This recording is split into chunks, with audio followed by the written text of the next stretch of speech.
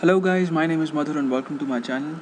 This is the 19th tutorial in the series of tutorials on Unix shell scripting.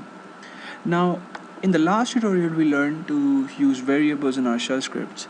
Now, what we're going to do in this tutorial is we're going to experiment with variables in the terminal. We're not going to use a shell script for that. I'm just going to show you guys how you can play with your variables, and I particularly want to stress on the fact that variables can hold different kinds of values, and you don't have to mention the kind of values that they can hold in your shell scripts at all. So what I mean by that is, if suppose I wish to create a variable called a, and if I want to assign it a value, say 25, which is a number, if I press the enter key and if I then use the echo statement and called my variable a with the dollar symbol and press enter, I see that my value gets printed.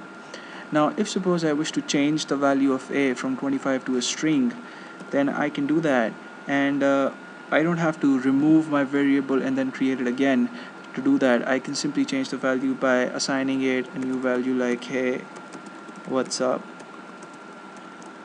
And of course the string has to go inside double quotes, and when I press the enter key and echo my variable again, then I see the new value.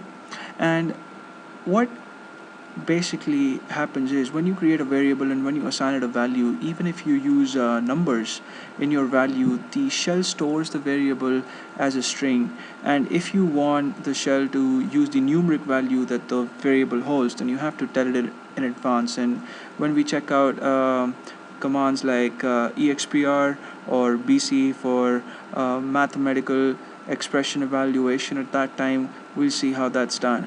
But for the time being, just remember that if you want to change the value of your variable, then you can simply assign it the way you assign it the first time.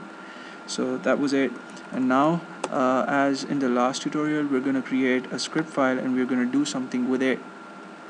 And this file is, let me first save it so that I get syntax highlighting. I'll call it ss4.sh. Now save it in my home directory. And there you go. And this file takes a file name as an argument and renames it. Yeah, so that's what we're gonna do. We're gonna create a shell script that takes a file name as an argument and renames it, right? And the first thing that we're gonna do in this file is we're gonna use the mv command, because that is the command that is used to rename files. And then we're going to use positional parameters. Now, what are positional parameters?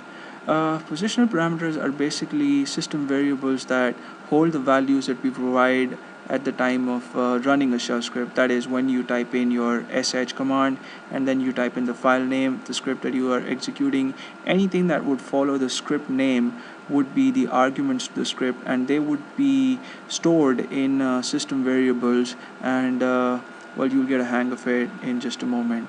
I'll use $1 because $1 is the first positional parameter that is used, and it will basically hold the name of the file that we provide as an argument to our script.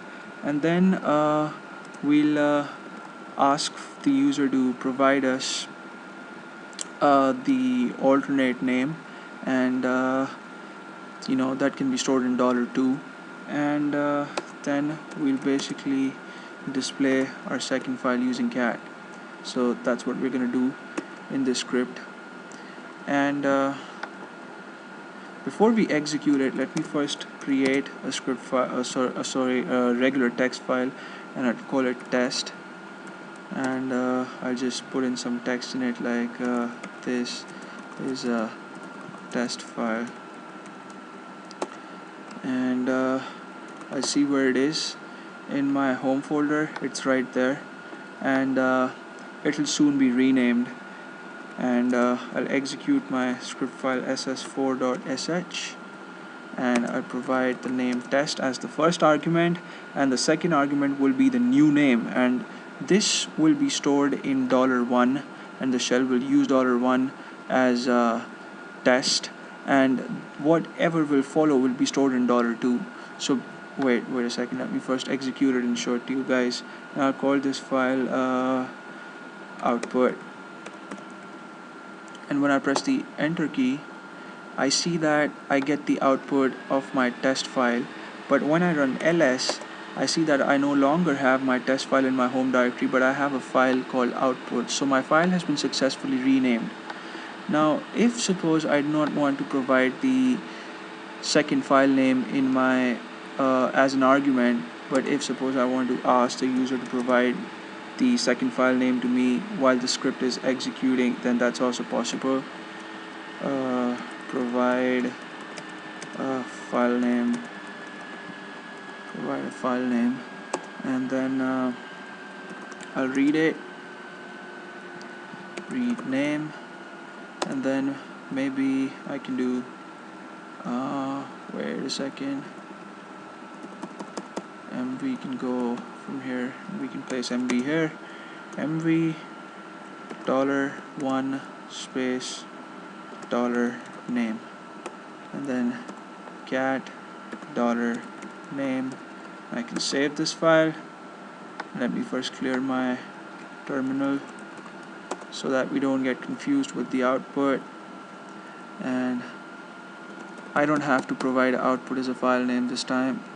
But wait a second, we don't even have our file test, so I'm going to use output as an argument because I renamed test to output, and provide a file name. I'll call it random.